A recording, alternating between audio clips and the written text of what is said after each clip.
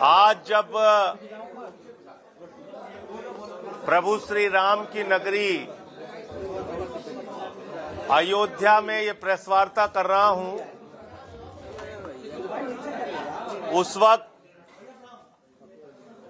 दिल्ली के लोकनायक जयप्रकाश नारायण हॉस्पिटल में आतंकी हमले से पीड़ित गंभीर रूप से घायल लोग जिंदगी और मौत से जूझ रहे हैं। लाल किले पर हुए आतंकी हमले में 9 लोगों की जान चली गई और मैं भारत के प्रधानमंत्री से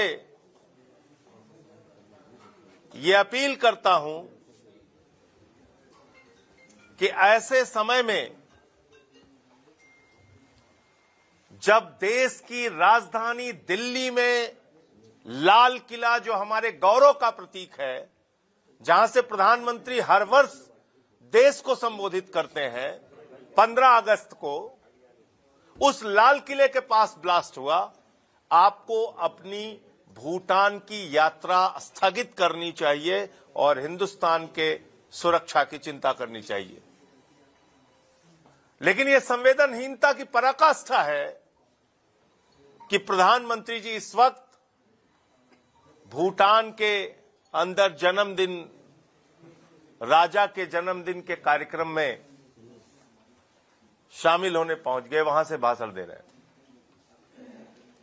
मैं याद दिलाना चाहता हूं प्रधानमंत्री जी को, प्रधानमंत्री जी आपने कहा था देश के ऊपर कोई भी आतंकी हमला, 9 मई 2025 का आपका बयान है,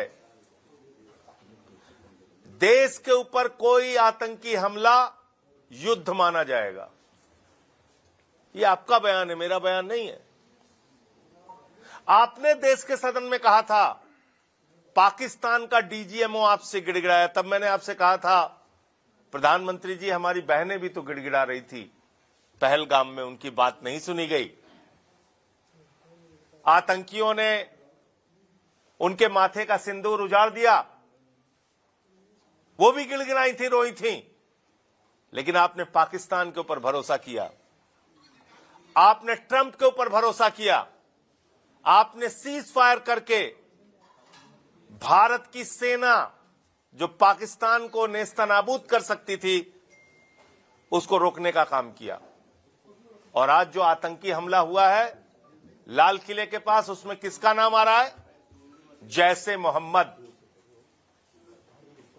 जो उमर नाम के आतंकी जिसका नाम आ रहा है, उसके तार जैसे मोहम्मद से जुड़े हैं, पाकिस्तानी आतंकी संगठन से, ऐसी खबरें मीडिया में चल रही हैं।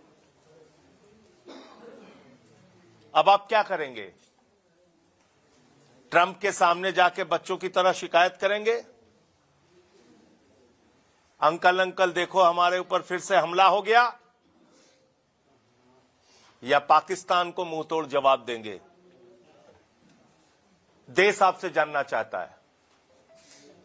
और इस देश को पार्ट टाइम प्रधानमंत्री की जरूरत नहीं है, इस देश को पार्ट टाइम गृह मंत्री की भी जरूरत नहीं है। आप आधे से ज्यादा समय तो देश के बाहर घूमते रहते हैं, तो देश की चिंता आप कब करेंगे? आपका गृह मंत्री अमित शाह, वो तो पूरे देश में घूम घूम के सरकार तोड़ने, बनाने, चुनाव के प्रचार, उसमें व्यस्त रहता है, तो देश की सुरक्षा की चिंता कैसे करेगा? वो बिहार के चुनाव में व्यस्त थे। फरीदाबाद में सैकड़ों किलो विस्फोटक पाई जाती है कल ही, और उसके बाद लाल किले पे हमला हो जाता है, वहां ब्लास्ट हो जाता है। तो क्या इसका मतलब जो खुफिया जानकारी आपके पास थी, जिसके आधार पर फरीदाबाद में इतना बड़ा विस्फोटकों का जखीरा, हथियारों का जखीरा पकड़ा गया, क्या उसके बाद भी आपने कार्रवाई करने में हीला हवाली की और कहां की? ये देश आपसे जानना चाहता है। मैं सर झुका के प्रभु से प्रार्थना करता हूं, जो भारत के निर्दोष नागरिक इस आतंकी घटना में मारे गए हैं, उनकी पुण्य आत्मा को ईश्वर शांति प्रदान करे और जो लोग घायल हैं उनका शीघ्र इलाज हो, अच्छे से इलाज हो और वो ठीक हो सके। मैं सरकार से चाहता हूं कि वो इसमें सख्त से सख्त कार्रवाई करें और जो लोग इसमें शामिल हैं उनको ऐसी सजा मिले जिससे पीढ़ियां उस बात को याद रखें।